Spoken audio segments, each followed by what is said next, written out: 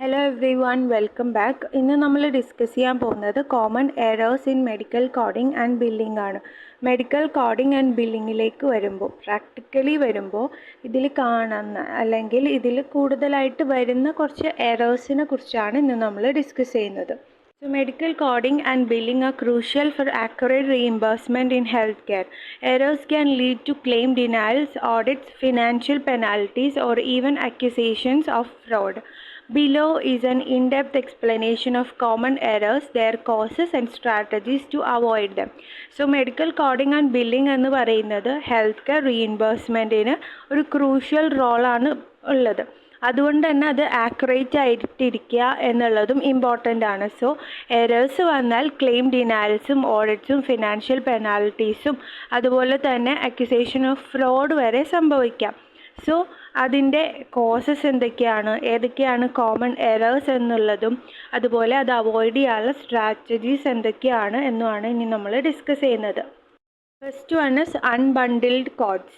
What it means: unbundling occurs when multiple CPT or HCPC codes are used to describe components of a procedure separately rather than using a single comprehensive code that covers the entire service.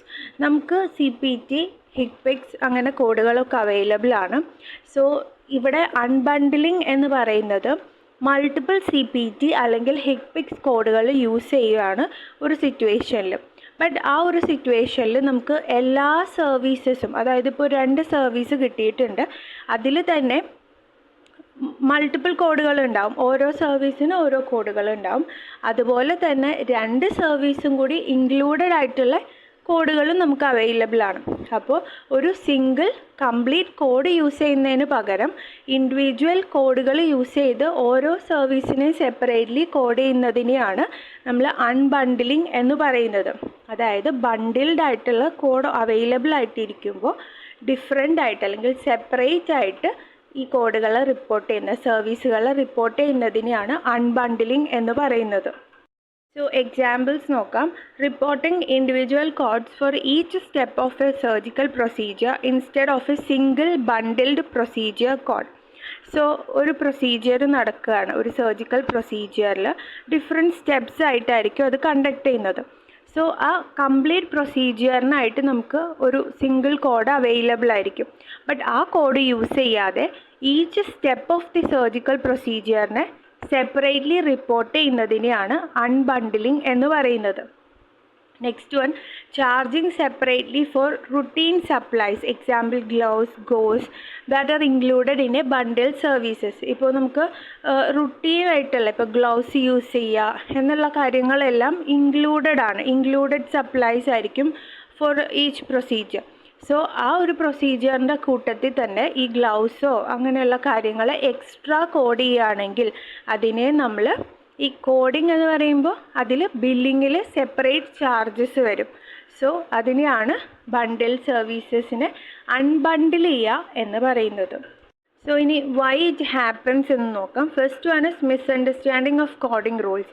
Lack of awareness or familiarity with coding guide lines ആണ്. So നമ്മൾ CPT, HCPC, ICD ഒക്കെ പഠിക്കുമ്പോൾ നമുക്ക് കുറേ coding guide lines available ആണ്. So അതെല്ലാം നമ്മൾ അറിഞ്ഞാൽ മാത്രമേ നമുക്ക് പ്രോപ്പർ കോഡിംഗ് ചെയ്യാൻ പറ്റുള്ളൂ. സോ ഈ കോഡിംഗ് റൂൾസ്, ഗൈഡ് ലൈൻസ് ഒന്നും പ്രോപ്പറായിട്ട് നമുക്ക് അവെയർനെസ് ഇല്ലെങ്കിൽ നമുക്ക് തെറ്റുകൾ പറ്റാം, എറേഴ്സ് വരാം. Okay, second one intentional practice ആണ്. To increase reimbursement by itemising services unnecessarily. So reimbursement കൂടാൻ വേണ്ടി, ആ റേറ്റ് കൂടാൻ വേണ്ടിയിട്ട് അൺനെസസറി സർവീസസിന് ഐറ്റംസ് ആയിട്ട് കൊടുക്കുന്നതും അത് ഇൻറ്റൻഷണൽ പ്രാക്ടീസാണ്. അറിഞ്ഞുകൊണ്ട് കോഡിങ്ങിൽ എറേഴ്സ് വരുത്തുന്നതാണ്.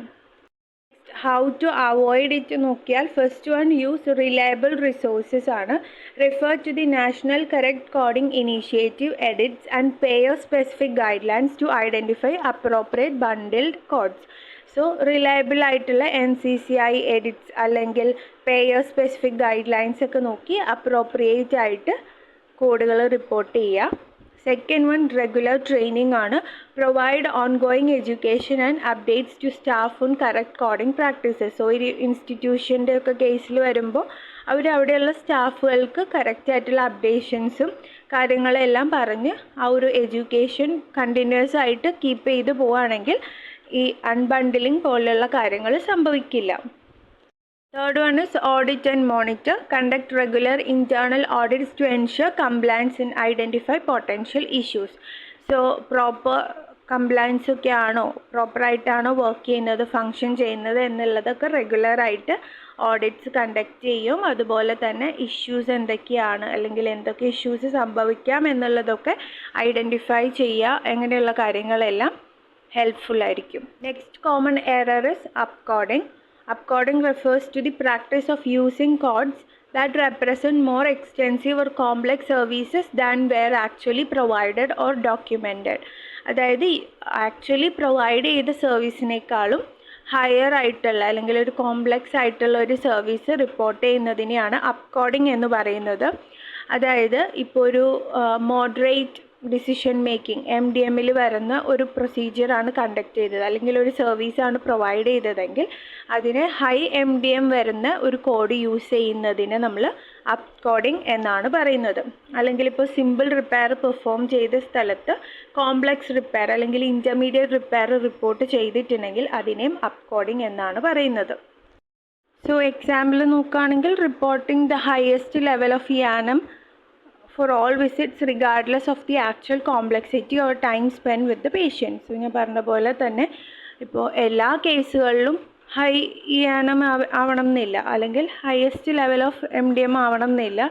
ബട്ട് എല്ലാ വിസിറ്റുകൾക്കും എന്താണ് ആക്ച്വൽ കോംപ്ലക്സിറ്റി അല്ലെങ്കിൽ എത്ര ടൈമാണ് സ്പെൻഡ് ചെയ്തതെന്ന് നോക്കാതെ എല്ലാത്തിനും ഹൈ MDM കൊടുക്കുക എന്നുള്ളത് ഒരു അപ്കോഡിങ്ങിൻ്റെ കേസാണ്.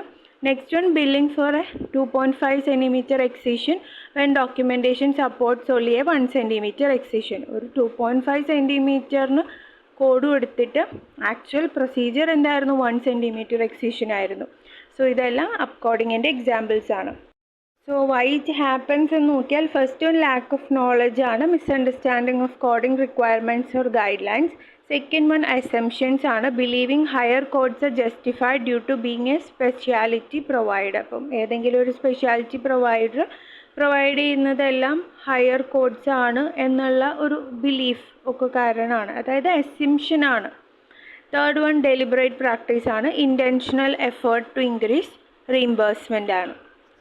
ഇനി ഹൗ ടു അവോയ്ഡ് അപ്കോഡിംഗ് നോക്കിയാൽ ഫസ്റ്റ് വൺ കോംപ്രഹെൻസീവ് ഡോക്യുമെൻറ്റേഷൻ ആണ്, clearly and accurately document all services perform to support the assigned codes. So comprehensive documentation will help for it. Second one regular audits conduct ചെയ്യുക. Third one staff training പ്രോപ്പറായിട്ട് conduct ചെയ്യുക.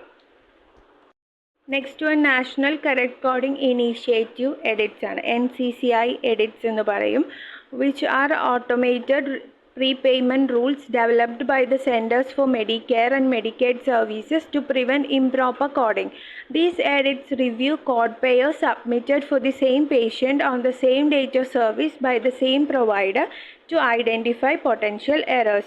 So NCCI edits എന്ന് പറയുന്നത് ഒരു prepayment റൂളാണ് which is developed by CMS ആണ്, in order to prevent improper coding ആണ്. So ഈ എഡിറ്റ്സ് എന്താണ്, കോഡിംഗ് പേയേഴ്സ് സെയിം പേഷ്യൻറ്റിൻ്റെ കേസിൽ സെയിം ഡേറ്റിൽ സെയിം പ്രൊവൈഡർ കൊടുത്തിട്ടുള്ള സർവീസസിനെയൊക്കെ റിവ്യൂ ചെയ്ത് അതിനുള്ള പ്രോപ്പർ, അതായത് എറേഴ്സ് ഒന്നും ഇല്ലാതെ അല്ലെങ്കിൽ പൊട്ടൻഷ്യൽ എറേഴ്സിനെ ഐഡൻറ്റിഫൈ ചെയ്യാനായിട്ടൊക്കെ റിവ്യൂ ചെയ്യുന്നുണ്ട്. സോ അതിൻ്റെ എക്സാമ്പിൾസ് ആണ്, billing two procedures that are not allowed together under NCCI rules such as a diagnostic and therapeutic procedure on the same day without appropriate justification. So നമുക്കറിയാം ബില്ലിങ്ങിൽ two procedures certain type of procedures നമ്മൾ ഒരുമിച്ച് ബില്ല് ചെയ്യാറില്ല. Because ഇപ്പോൾ ഇവിടെ example പറഞ്ഞിട്ടുള്ളത് diagnostic and therapeutic പ്രൊസീജിയറാണ്, that is diagnostic and surgical പ്രൊസീജിയറാണ്. സോ ഒരു surgical procedure always includes a diagnostic പ്രൊസീജിയറാണ്. സോ അതുകൊണ്ട് തന്നെ നമ്മൾ സെപ്പറേറ്റ്ലി റിപ്പോർട്ട് ചെയ്യേണ്ട ആവശ്യം വരുന്നില്ല. അവിടെ ആ ഒരു തെറാപ്യൂട്ടിക് പ്രൊസീജിയർ മാത്രം റിപ്പോർട്ട് ചെയ്താൽ തന്നെ ഡയഗ്നോസ്റ്റിക് പ്രൊസീജിയർ അതിൽ ഇൻക്ലൂഡഡ് ആണ്. സോ ഇതിന് പ്രോപ്പർ എക്സ്പ്ലനേഷൻ ഇല്ലാതെ ഇത് സെപ്പറേറ്റ്ലി റിപ്പോർട്ട് ചെയ്യുന്നത് ഒരു NCCI റൂൾ വയലേഷനാണ്. ഓക്കെ, അപ്പോൾ എപ്പോഴാണ് ഇതിനൊരു എന്താണ് ഒരു ജസ്റ്റിഫിക്കേഷൻ വരുന്നത് എന്ന് പറഞ്ഞാൽ, ഇഫ് ഡയഗ്നോസ്റ്റിക് പ്രൊസീജിയർ ചെയ്തത് വൺ സൈഡ് ഓഫ് ദി അല്ലെങ്കിൽ വൺ പാർട്ട് ഓഫ് ദി ബോഡിയിലാണ്. ഇപ്പോൾ റൈറ്റ് ഹാൻഡിലാണ് ഡയഗ്നോസ്റ്റിക് പ്രൊസീജിയർ ചെയ്തത്, ലെഫ്റ്റ് ഹാൻഡിൽ ആണ് തെറാപ്യൂട്ടിക് ചെയ്തത് അല്ലെങ്കിൽ ഡയഗ്നോസ്റ്റിക് ആൻഡ് സർജിക്കൽ ചെയ്തതെങ്കിൽ നമുക്ക് separately for right and left നമുക്ക് സെപ്പറേറ്റ് ആയിട്ട് റിപ്പോർട്ട് ചെയ്യാൻ പറ്റും. അതല്ലാതെ റൈറ്റ് സൈഡിൽ ഡയഗ്നോസ്റ്റിക് ആൻഡ് തെറാപ്യൂട്ടിക് ചെയ്താൽ നമ്മൾ തെറാപ്യൂട്ടിക് മാത്രം റിപ്പോർട്ട് ചെയ്താൽ മതി. സോ അതിൽ വരുന്ന റെഗുലേഷൻ അല്ലെങ്കിൽ വയലേഷൻ ആണ് ഇവിടെ പറയുന്നത്. Next one, misusing modifiers to override NCCI edits when documentation does not support it. So modifiers ആവശ്യമില്ലാത്ത സിറ്റുവേഷൻസിൽ അല്ലെങ്കിൽ സിനാരിയോസിൽ യൂസ് ചെയ്യുന്നത് NCCI എഡിറ്റ്സിൽ വരുന്ന ഒരു എററാണ്. അതിൻ്റെ റീസൺസ് വരുന്നത് ലാക്ക് ഓഫ് അണ്ടർസ്റ്റാൻഡിങ്, പിന്നെ മിസ്യൂസ് ഓഫ് മോഡിഫയേഴ്സ് ഒക്കെയാണ്. Assuming modifiers can always bypass edits without proper ഡോക്യുമെൻറ്റേഷനോ ജസ്റ്റിഫിക്കേഷനാണ്. അതായത് പ്രോപ്പർ ജസ്റ്റിഫിക്കേഷനോ ഡോക്യുമെൻറ്റേഷനോ ഒന്നും ഇല്ലാതെ നമുക്ക് മോഡിഫയേഴ്സിനെ യൂസ് ചെയ്യാം എന്നുള്ള അസംഷനൊക്കെയാണ് ഇവിടെ മിസ്യൂസിലേക്ക് എത്തിക്കുന്നത്. ഇനി ഹൗ ടു അവോയ്ഡ് നോക്കിയാൽ use the NCCI policy manual ആണ്. Regularly consult the manual to understand coding pairing rules and prevent errors ആണ്. Second one, appropriate use of modifiers, and the third one, training and updates ആണ്. Next error ആണ് failure to use appropriate modifiers or misuse of modifiers. Modifiers are essential tools used in medical coding to provide additional information about a procedure or service. Incorrect use or omission of modifiers can lead to claim denials, underpayment or overpayment. So modifiers എന്ന് പറയുന്നത് medical കോഡിങ്ങിലെ ഒരു important ഫാക്ടറാണ്, because it provides additional information. ഇപ്പോൾ ഒരു unusual circumstances വരുമ്പോൾ അതിനെ represent ചെയ്യാനായിട്ട് യൂസ് ചെയ്യുന്ന ഫാക്ടേഴ്സാണ് മോഡിഫയേഴ്സ് എന്ന് പറയുന്നത്. സോ ഇൻകറക്റ്റ് യൂസ് അല്ലെങ്കിൽ ഒരു മോഡിഫയർ യൂസ് ചെയ്യേണ്ട ഒരു അഡീഷണൽ സർവീസ് ഉള്ള സിറ്റുവേഷനിൽ അതിനെ ഒമിറ്റ് ചെയ്യുക അല്ലെങ്കിൽ അതിനെ അവോയ്ഡ് ചെയ്യുക എന്നുള്ളതെല്ലാം ക്ലെയിം ഡിനാൽസിനും അണ്ടർ പേയ്മെൻറ്റ് അല്ലെങ്കിൽ ഓവർ പേയ്മെൻറ്റിനുള്ള റീസൺസ് ആയിരിക്കും. സോ എക്സാമ്പിൾസ് നോക്കുകയാണെങ്കിൽ, incorrectly applying modifier 50 which is bilateral procedure to a code that already includes bilateral service in its definition. So certain കോഡുകളിൽ നമുക്ക് ഓൾറെഡി കോഡ് ഡിസ്ക്രിപ്ഷനിൽ ചില സർവീസസ് നമുക്ക് എന്താണ് bilaterally perform ചെയ്യുന്നതായിരിക്കും. And ആ ഒരു കോഡിൻ്റെ കൂടെ എഗെയിൻ മോഡിഫയർ 50 അപ്പൻഡ് ചെയ്ത് കൊടുക്കുന്നത് ഒരു എററാണ്. Second one, failing to use modifier 25 to indicate a significantly separately identifiable evaluation and management service performed on the same day as another procedure. So നമുക്ക് same ഡേയിൽ തന്നെ എൻറ്റയർലി കംപ്ലീറ്റ്ലി ഡിഫറെൻ്റ് ആയിട്ടുള്ള ഒരു procedure perform ചെയ്യുമ്പോൾ അല്ലെങ്കിൽ annum service perform ചെയ്യുമ്പോൾ അവിടെ modifier 25 append ചെയ്ത് കൊടുക്കണം. അത് കൊടുക്കാതെ ഇരിക്കുന്നതും ഒരു ഫെയിലിയറാണ് അല്ലെങ്കിൽ ഒരു എററാണ്. സോ ഇതിൻ്റെയും റീസൺസ് ലാക്ക് ഓഫ് നോളജ്, മിസ്ഇൻ്റർപ്രിട്ടേഷൻ ഒക്കെയാണ്. സോ ഇതിനെ അവോയ്ഡ് ചെയ്യാൻ വേണ്ടി നമുക്ക് സ്റ്റാഫ് ട്രെയിനിങ് പ്രൊവൈഡ് ചെയ്യാം, അതുപോലെ തന്നെ ക്ലെയിം റിവ്യൂ ചെയ്യാം, cross check claims to ensure required modifiers are included and used correctly. Double check ചെയ്തിട്ട് മോഡിഫയേഴ്സ് എല്ലാം അപ്രോപ്രിയറ്റ്ലി യൂസ് ചെയ്തിട്ടുണ്ട് അല്ലെങ്കിൽ ഒന്നും വിട്ടുപോയിട്ടില്ല എന്നുള്ള കറക്റ്റായിട്ട് മനസ്സിലാക്കുക. Also use of technology, implement coding software with build in modifier guidance to flag potential issues before submission. So technology use ചെയ്തിട്ട് നമുക്ക് പ്രോപ്പറായിട്ടുള്ള കോഡിംഗ് സോഫ്റ്റ്വെയർ ഒക്കെ ഹെൽപ്പ് ചെയ്യുന്നതാണ്. അതെല്ലാം ഇംപ്ലിമെൻറ്റ് ചെയ്യുക സോ ദാറ്റ് നമുക്ക് എവിടെയെങ്കിലും മോഡിഫയേഴ്സൊക്കെ വിട്ടു പോയിട്ടുണ്ടെങ്കിൽ അതിനെല്ലാം ഒരു പൊട്ടൻഷ്യൽ ഇഷ്യൂ ആയിട്ട് തന്നെ ഐഡൻറ്റിഫൈ ചെയ്യാൻ പറ്റുന്നതാണ്. നെക്സ്റ്റ് വൺ, സ്റ്റേ അപ്ഡേറ്റഡ് ആണ്. Keep coding staff informed about changes in modifier rules and pair specific requirements. Next one, improper reporting of time-based codes. Errors in billing time-based codes occurs when the reported time is not properly documented or when it is inaccurate. These codes are used for services such as anesthesia, evaluation and management visits, and ambulance transportation, where billing is directly tied to time spent or distance covered. So നമുക്ക് ചില സിറ്റുവേഷൻസിൽ time base ചെയ്തുള്ള coding like anaesthesia time calculate ചെയ്യുക, അതുപോലെ evaluation and മാനേജ്മെൻറ്റിലെ visits time based ചെയ്ത് code ചെയ്യുന്നുണ്ട്. So ഇങ്ങനെയുള്ള സിറ്റുവേഷൻസിൽ ടൈം ബേസ്ഡ് കോഡിംഗ് വരുമ്പോൾ അവിടെ എറേഴ്സ് വരുന്നത് നമ്മൾ കാണുന്നതാണ്. സോ അതും ഒരു എററാണ്, improper reporting of time based codes. Examples നോക്കിയാൽ reporting a longer duration for an ഇയാനം visit than actually spend with പേഷ്യൻറ്റിൻ്റെ കൂടെ സ്പെൻഡ് ചെയ്തതിനേക്കാളും ഡ്യൂറേഷൻ കൂടുതലുള്ള ഇയാനം സർവീസ് കോഡ് റിപ്പോർട്ട് ചെയ്യുക. Second one, billing anaesthesia time without proper documentation of start and end times in the medical record. നമുക്ക് anaesthesia starting time and ending time calculation ഒരു റൂളുണ്ട്. So ആ റൂള് ബേസ് ചെയ്തിട്ട് വേണം നമ്മൾ പ്രോപ്പറായിട്ട് ടൈം ബില്ല് ചെയ്യാനായി. ഇനി അത് പ്രോപ്പറായിട്ട് നമ്മുടെ ഡോക്യുമെൻറ്റേഷനിൽ പറയാതെ നമ്മൾ വെറുതെ കോഡ് ചെയ്താൽ അല്ലെങ്കിൽ അതിനെ ബില്ല് ചെയ്താൽ, അനസ്തീഷ്യ ടൈമിനെ ബില്ല് ചെയ്താൽ അതും ഒരു എററാണ്. Next one, over reporting mileage for ambulance ട്രാൻസ്പോർട്ടേഷൻ്റെ കേസിൽ നമ്മൾ ഡിസ്റ്റൻസും ടൈമും ഒക്കെ വെച്ചിട്ടാണ് കാൽക്കുലേഷൻസ് നടത്തുക. സോ അതിൽ ആംബുലൻസിൻ്റെ മൈലേജിനെ ഓവർ റിപ്പോർട്ട് ചെയ്യുക, ഇതെല്ലാം common എററാണ്.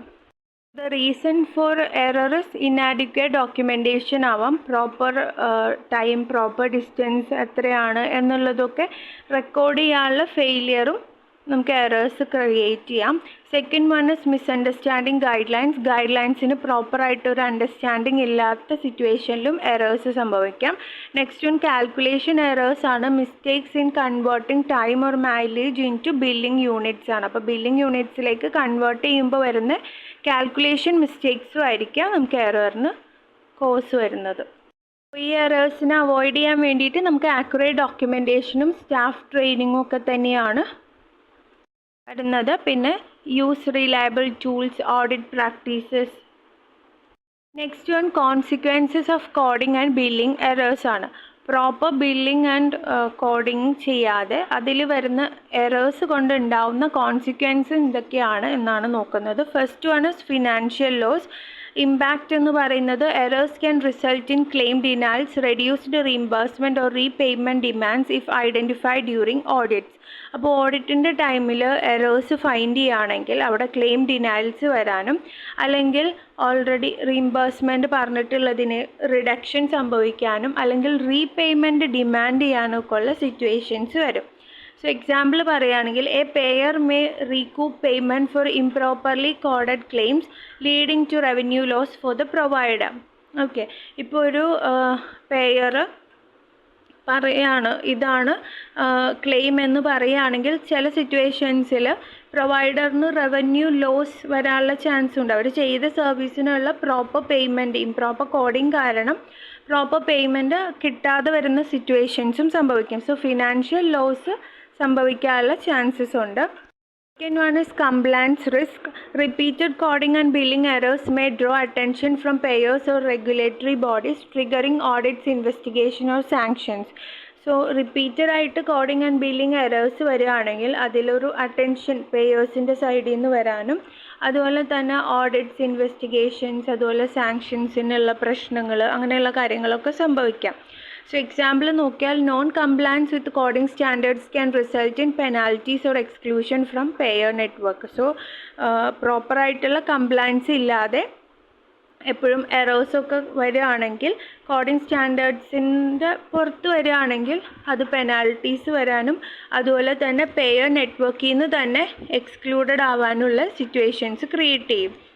Third one is reputation damage. Frequent errors erode trust with both patients and payers, damaging the provider's reputation and credibility. So എപ്പോഴും ഫ്രീക്വൻ്റ് ആയിട്ട് എറേഴ്സ് ക്രിയേറ്റ് ചെയ്യുകയാണെങ്കിൽ അത് ട്രസ്റ്റ് ഇഷ്യൂസ് ക്രിയേറ്റ് ചെയ്യാനും അതുപോലെ തന്നെ പ്രൊവൈഡറിൻ്റെ റെപ്യൂട്ടേഷനെയും ക്രെഡിബിലിറ്റീനെയും ഡാമേജ് ചെയ്യാനുള്ള സിറ്റുവേഷൻസിലേക്ക് വരും. എക്സാമ്പിൾ നോക്കിയാൽ patients may lose confidence in the providers professionalism and payers may view the organization as high risk. Next one is fraud allegations. Persistent patterns of upcoding, unbundling or other deliberate errors can lead to allegations of fraud, potentially resulting in hefty fines, legal penalties or criminal charges. So fraud allegations വരാൻ consistent ആയിട്ട് അല്ലെങ്കിൽ persistent ആയിട്ട് അപ്കോഡിങ്ങോ ബണ്ടിലിങ്ങോ അല്ലെങ്കിൽ deliberate എറേഴ്സൊക്കെ വരുത്തുകയാണെങ്കിൽ fraud അങ്ങനെയുള്ള അലിഗേഷൻസ്, അതുപോലെ ലീഗൽ പെനാൽറ്റീസ്, ഫൈൻസ്, അതുപോലെ ക്രിമിനൽ ചാർജസ് ഒക്കെ വരാനുള്ള സിറ്റുവേഷൻസ് ഉണ്ടാവും. Under the false claims act providers can face terrible damages and civil penalties for knowingly submitting false claims. So knowingly ആണ് ഇപ്പം സിറ്റുവേഷൻ പെർസിസ്റ്റൻ്റ് ആയിട്ട് വരികയാണ് എന്ന് പറഞ്ഞാൽ 1 ടൈം 2 ടൈം ഒക്കെ ആണെങ്കിൽ അത് ആക്സിഡൻ്റലി ആണ് എന്ന് മെൻഷൻ ചെയ്യാൻ പറ്റും, അല്ലെങ്കിൽ എക്സ്ക്യൂസ് ഉണ്ട്. ബട്ട് അതെല്ലാം പെർസിസ്റ്റൻ്റ് ആയിട്ടൊക്കെ വരികയാണെങ്കിൽ ഫോൾസ് ക്ലെയിംസ് സബ്മിറ്റ് ചെയ്യുന്നത് കൊണ്ട് തന്നെ എന്താണ് ടെറിബിൾ ആയിട്ടുള്ള ഡാമേജസും പെനാൽറ്റീസും ഒക്കെ വരുന്നതാണ്. So by understanding and addressing these common errors, healthcare providers can improve compliance and adhering to coding guidelines and payer policies, reduces the risk of audit penalties and legal issues. Second one, reduce claim rejections and accurate coding and billing minimizes errors that lead to denied or delayed claims. Third one is ensure accurate reimbursement and proper documentation and coding ensure providers are fairly compensated for the services delivered. Taking proactive steps to prevent errors, foster trust and payers, protects revenue and supports high quality patient care. Fourth one is enhance operational efficiency. Fifth one is mitigate financial risk. Sixth one is strengthen relationships with payers. 7. Improve patient satisfaction. 8th one is foster a culture of accountability. 9th one, legal and ethical protection. So by addressing coding and billing errors proactively, healthcare providers not only protect their revenue and reputation, but also ensure they continue to provide high quality, efficient care to their patients while remaining in compliance with the industry standards. So proper coding and billing എറേഴ്സിനെ അതായത് പ്രോപ്പറായിട്ട് address ചെയ്യുകയാണെങ്കിൽ നമുക്ക് health care പ്രൊവൈഡേഴ്സിനെ അവർ provide ചെയ്യുന്ന സർവീസസിന് appropriate ആയിട്ടുള്ള revenue and reputation കിട്ടുന്നതോടൊപ്പം തന്നെ പേഷ്യൻസിൻ്റെ എല്ലാ കാര്യങ്ങളും high quality ട്രീറ്റ്മെൻറ്റും efficient കെയറും എല്ലാം പ്രൊവൈഡ് ചെയ്യാൻ പറ്റും. അതുപോലെ തന്നെ ഇൻഡസ്ട്രി സ്റ്റാൻഡേർഡ്സിനനുസരിച്ചുള്ള കംപ്ലയൻസിൽ നീക്കാനും അവർക്ക് സാധിക്കുന്നതാണ്. Thank you for watching. Please do like, share and subscribe. Thank you.